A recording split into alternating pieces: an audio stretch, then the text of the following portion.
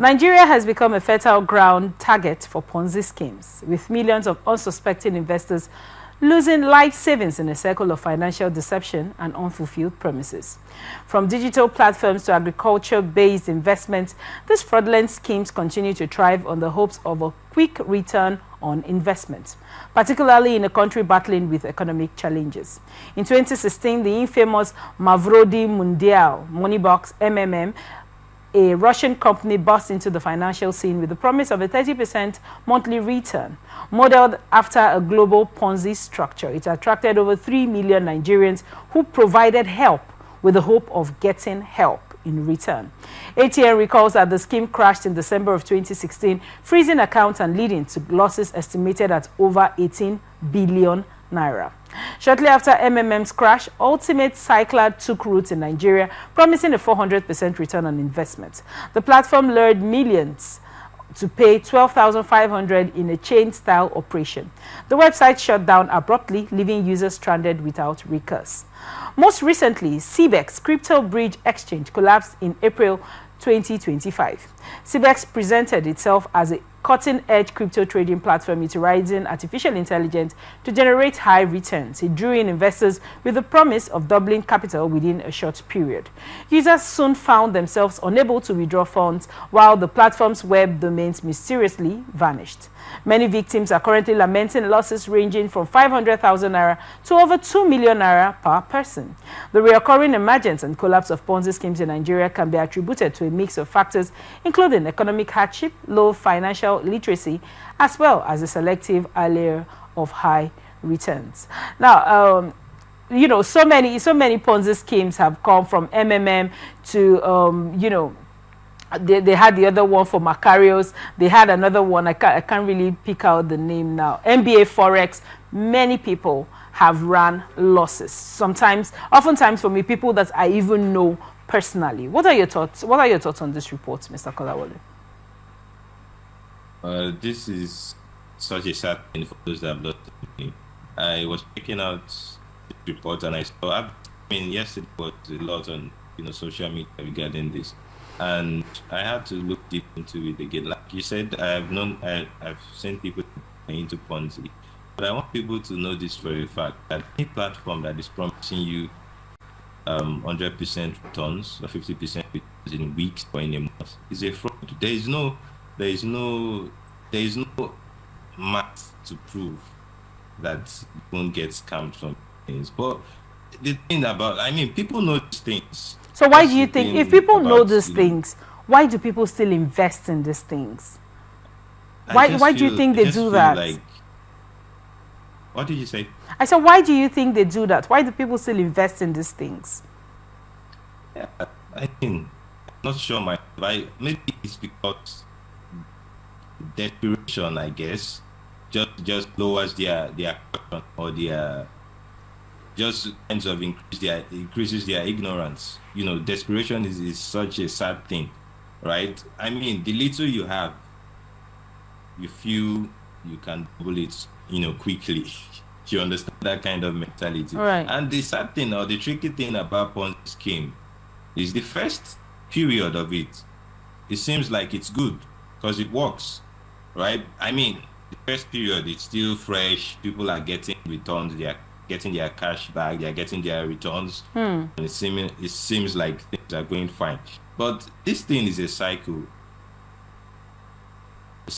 Pardon me, I keep mixing those two words, right? And you see, the way it works is there has to be a current inflow. It's like I'm educating you on how the Ponzi scheme works. But right. For people out there to understand, there has to be a current inflow of people and funds for it to keep going. So that is why they have the whole idea of, referring someone else. Yeah, exactly. The moment people stop, the inflow of people reduces and the flow of money reduces, it begins to crash. That is why I saw a list of the Ponzi schemes that have been in Nigeria from 2016 from MMM. It's over 20. Like it was just so many names. I can't even remember them now. So many, and people are falling. I've lost their money to these things, and it's sad. People should just. It's better to keep your money right, than to invest in these things. Now, Mr. That's Kola, just my advice. Mr. Kola, let's talk about financial literacy. Do you think people are better informed on how best to invest their monies in Nigeria? Do you think people have ideas on how, you can be able to get stock or get shares? Imagine someone has had 2 million, another person 500,000. Do you think if they are better informed on, maybe stock market or had better financial literacy, people would have made better choices as opposed to Ponzi schemes? Well, I agree. If people are much more financially informed or financially literate, it will reduce this a lot, because many people don't know how to invest their monies. They just rely on how do they put that on the crowd. When a set of people are investing in this period, I heard some people join.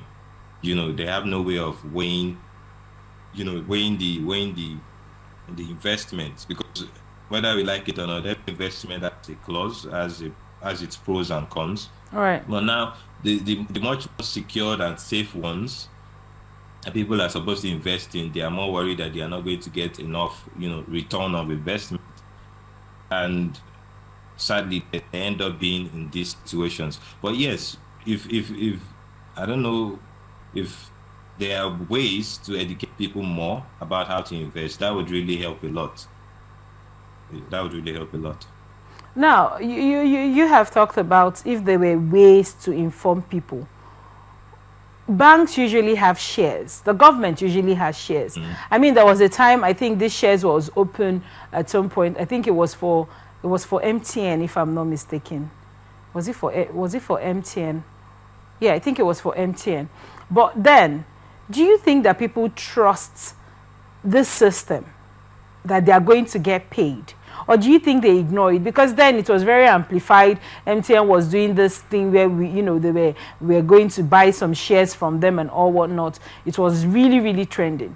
Do you think that people would rather ignore that because they think, oh, maybe I might not get my money back, and still fall back into Ponzi schemes because of quick returns that they expect to make? Well, I don't think it's more of even the fact that they won't get their money back. I think that's the thought that goes on through their mind. I think humans, naturally, we are quite selfish, right? And people just want more returns. Now, and then again, before I forget, there's also the fact that, I get that it's shares, or for whatever reason, it's an official investment and whatnot. But I feel like many people don't even know about these shares and this other, legal investments, if I may use that word.